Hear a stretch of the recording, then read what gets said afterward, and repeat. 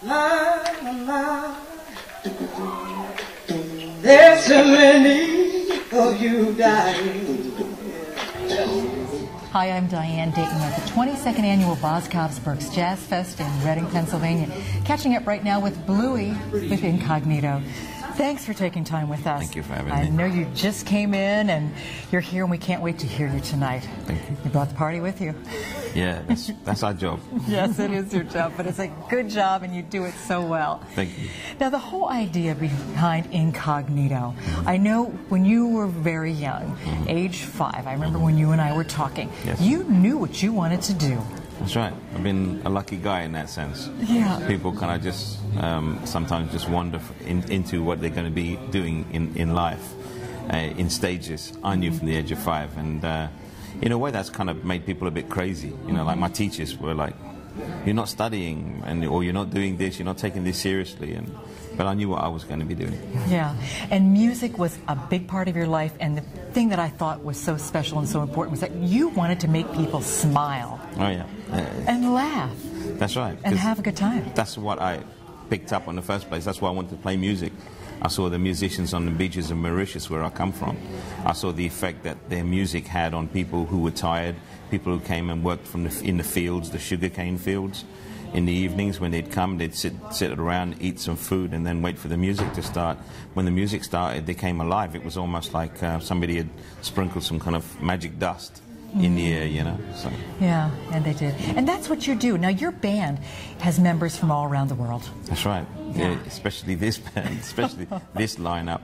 The band is 33 years old, and in those 33 years, we've had like more than 1,500 musicians and singers in the band, and from all corners of the world, and tonight is no different. Tonight we've got a real mixed pot. Yeah. How do you go about picking people to be in the band? You pick some people choose you. You know, they kind of they find you and you find them. It's I don't really know. That's one thing I don't study too hard about. I don't. Somebody will suggest somebody already a friend of the band, or I will be in a bar somewhere and I'll see a musician playing. Usually I go to jam sessions. I find young guys. Like there's a 22-year-old who's playing percussion with us tonight, who I went to see him at a jam session, and you know, so he was just there playing. So. Right. The music that you do and the songs that you create, you do such interesting versions too of songs that have been out there for a while. The Way of the World. Oh, yeah. What a great rendition with that. Oh, thank you. That's very kind of you.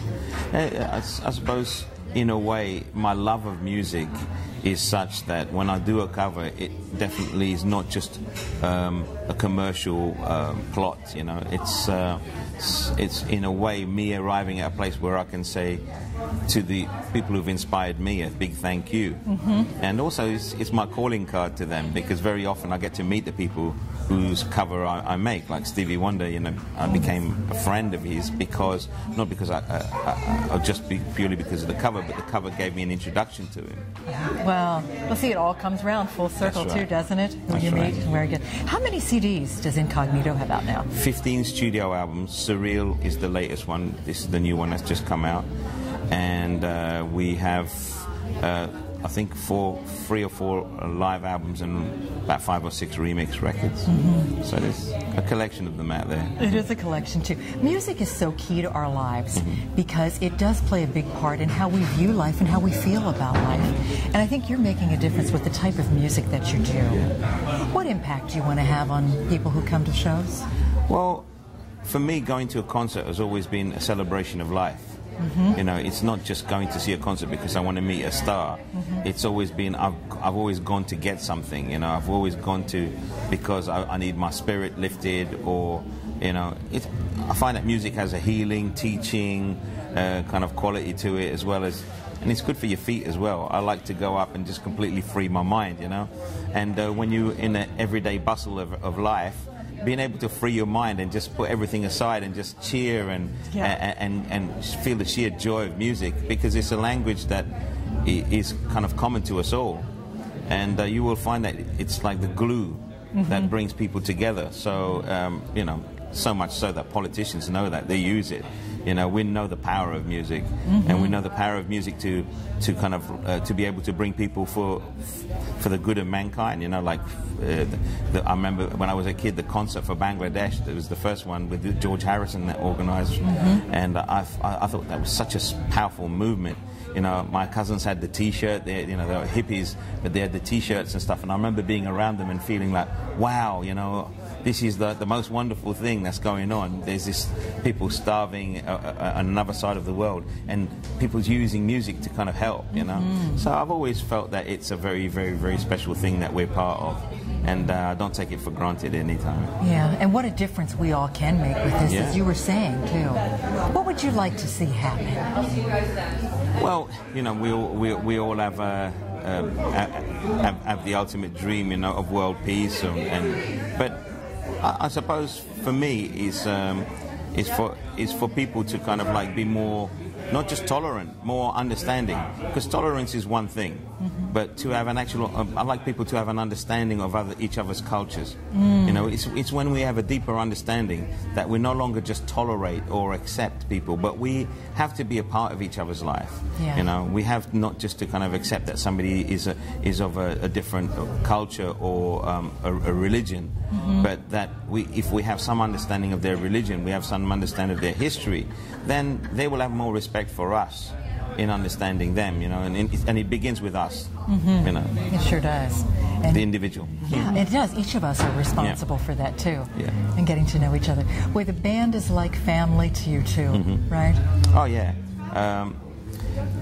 I grew up in my father left our home when I was like maybe a week old, so I never kind of really got to know my dad until I met my dad for the first time when I was about 15. But I was brought up with a lot of love by a lot of women, all my aunties, my grandmother, my great-grandmother, and it was just such a kind of like communal spirit, you know. The men would go out to work, and then the women would take care of the children and the household. And when they came home, and the man came home, and when they arrived, there was a real kind of there was music, there was conversation, and I found that like right from a very young age, it was like very interesting, you know, how that worked, and I always respected the head of the family for that reason, and I wanted to be that figure, you know. So me being a leader of a band is, I suppose, me trying to emulate my grandfather. I don't have such a big family, so I've created one. Yeah, there you go. One final question. What's really important to you? Take that any way you want. Okay.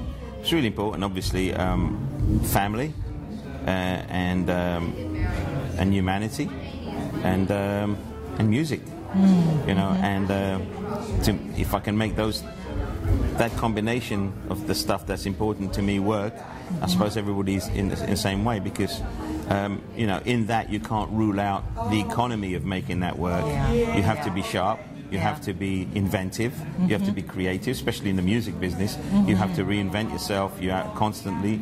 You have to find a way of working with a business that no longer knows how to work, you know, or what to do next, you know. You have to embrace technology. You know, there's all these little side things, but we must always have the eye, you know, the focus of our eye sharply on what is the ultimate goal, you know, and that is, you know, good health, family, you know, understanding amongst friends and family, and, you know, love. Yeah. Well, we're glad you've brought the love across the pond. Thank you very much. That you're here, and we get to connect with you a little bit later Thank tonight. you so much. Thanks for taking time Thank with you, us, Bluey. So good to see you.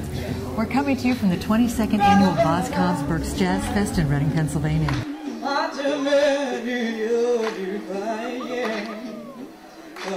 We know we gotta find a way to bring some love here today. Well, brother, there's far too many of you, babe.